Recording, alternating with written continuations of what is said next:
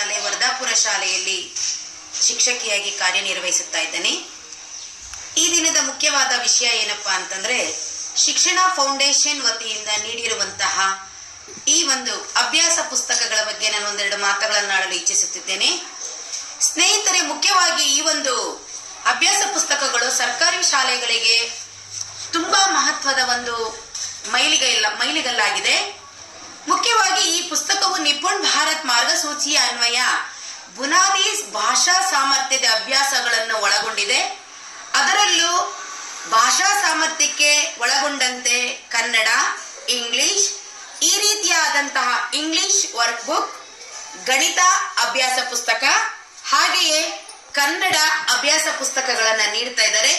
ಈ ಒಂದು ಅಭ್ಯಾಸ ಪುಸ್ತಕವು ಮೂಲಭೂತವಾಗಿ ಬೇಸಿಕ್ ಆಗಿ ಅವಶ್ಯಕತೆ ಇರುವಂತಹ 43 ಪುಟಗಳ ಒಂದು ಪುಸ್ತಕವನ್ನ ನೀಡಿದರೆ, ಇದರಲ್ಲಿ ಒಬ್ಬ ಮಗು ಯಾವ ರೀತಿಯಾಗಿ, ಉದಾಹರಣೆಗೆ ಕನ್ನಡ ವಿಷಯಕ್ಕೆ ಸಂಬಂಧಪಟ್ಟಂತೆ ವರ್ಣಮಾಲೆ ಇರಬಹುದು, ಸರಳ ಪದಗಳಿರ್ಬೋದು, ಸರಳ ವಾಕ್ಯಗಳಿರ್ಬೋದು, ಈ ರೀತಿಯಾದಂತಹ ಬೇಸಿಕ್ ಅನ್ನ ಕಲಿಸುವಂತ ಒಂದು ವೈಖರಿ ಏನಾಗಿದೆ ಈ ಒಂದು ಫೌಂಡೇಶನ್ ಅವರು ನೀಡ್ತಾ ಇದ್ದಾರೆ. ಅದರಲ್ಲೂ ಸಹ ಬ್ರಿಲಿಯೋ ಕಂಪನಿಯವರ ಶಿಕ್ಷಣ ಫೌಂಡೇಶನ್ ನಿಯೋಗದ ಒಂದಿಗೆ ಕೈ ಜೋಡಿಸಿ ಈ ಒಂದು ಕಾರ್ಯ ನಡೀತಾ ಇದೆ ಸರ್ಕಾರಿ ಶಾಲೆಗಳಲ್ಲಿ.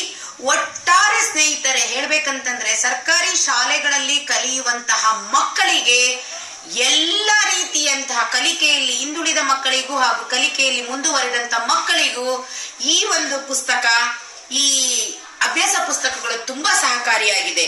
ಈ FLN ಈ ಒಂದು ಪುಸ್ತಕವನ್ನು ಒಳಗೊಂಡಂತೆ ಬುನಾದಿ ಸಂಖ್ಯಾ ಶಾಸ್ತ್ರ ಹಾಗೂ ಭಾಷಾ ಸಾಮರ್ಥ್ಯಗಳನ್ನ, ಮಕ್ಕಳಲ್ಲಿ ಅಡಗಿರುವಂತಹ ಸಾಮರ್ಥ್ಯಗಳನ್ನ ಹೊರತರುವಂತಹ ಕಾರ್ಯ ಈ ಒಂದು ಶಿಕ್ಷಣ ಫೌಂಡೇಶನ್ ವತಿಯಿಂದ ನಡೀತಾ ಇದೆ. ಈ ಒಂದು ಶಿಕ್ಷಣ ಫೌಂಡೇಶನ್ಗೆ ನಮ್ಮ ಇಲಾಖಾ ವತಿಯಿಂದ ಕೈ ಜೋಡಿಸಿ ನಮ್ಮ ಅಧಿಕಾರಿ ವರ್ಗದವರು ಎಲ್ಲ ರೀತಿಯಲ್ಲೂ ಸಹ ಸಹಕಾರವನ್ನ ನೀಡ್ತಾ ಇದ್ದಾರೆ. ಒಟ್ಟಾರೆಯಾಗಿ ಸರ್ಕಾರಿ ಶಾಲೆಗಳ ಉನ್ನತಿಗೆ ಇಂತಹ ಒಂದು ಪ್ರಗತಿ ತುಂಬಾ ಸಹಕಾರಿಯಾಗಿದೆ.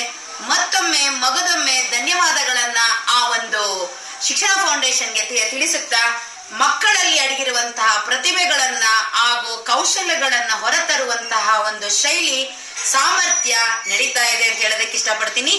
ಮತ್ತೊಮ್ಮೆ ಮಗದೊಮ್ಮೆ ಬ್ರಿಲಿಯೋ ಕಂಪನಿ ಹಾಗೂ ಶಿಕ್ಷಣ ಫೌಂಡೇಶನ್ ನಲ್ಲಿ ಕಾರ್ಯನಿರ್ವಹಿಸ್ತಾ ಇರುವಂತಹ ಪ್ರತಿಯೊಬ್ಬ ಅಧಿಕಾರಿ ವರ್ಗದವರಿಗೂ ಧನ್ಯವಾದಗಳನ್ನು ಹೇಳುತ್ತೀನಿ.